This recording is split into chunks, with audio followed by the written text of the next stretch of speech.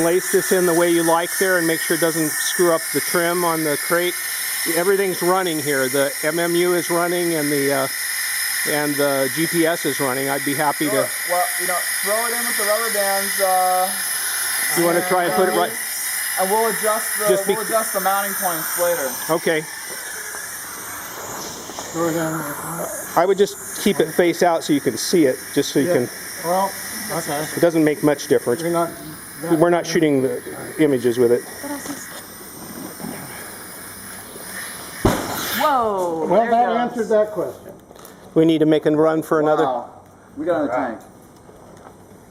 Good catch, huh? Jan said she gets 2 out of those. 2 flights. Two flights.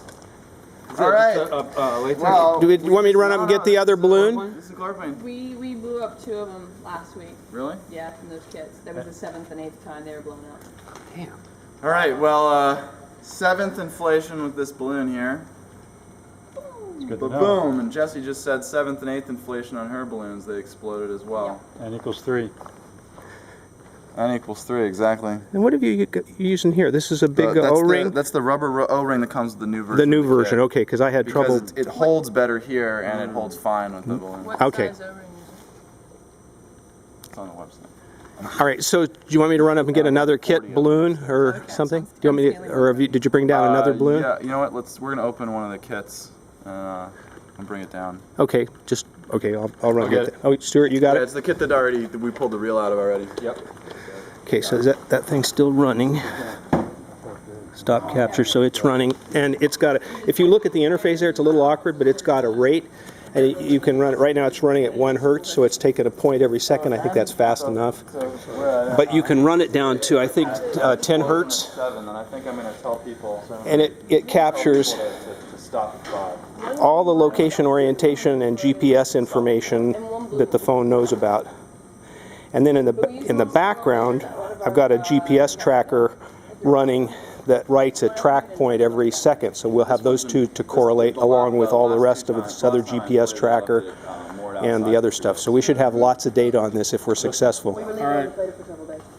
Take a picture of the clock display on all of the cameras after everything's over.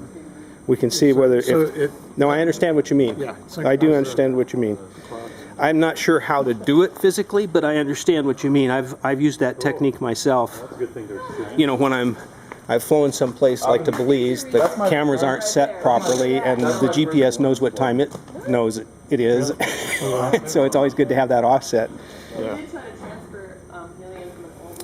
What I have not seen is tools that exploit the yaw pitch roll orientation along with the GPS, except for Pix4D cloud-based processing thing, which is a pay after you use your 3 free trials.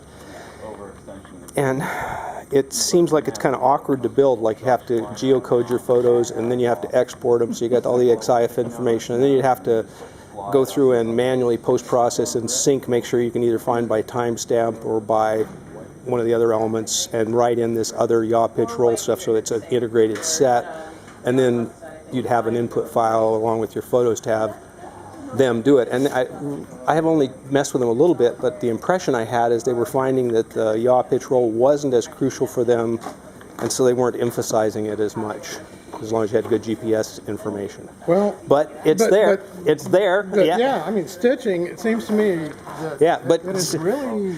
But somebody's got to, use it in their tool approach, right? I mean, Yeah. it's in the door, Stuart. The American Freedom Feathers, these guys don't have one. It's summertime. But they would go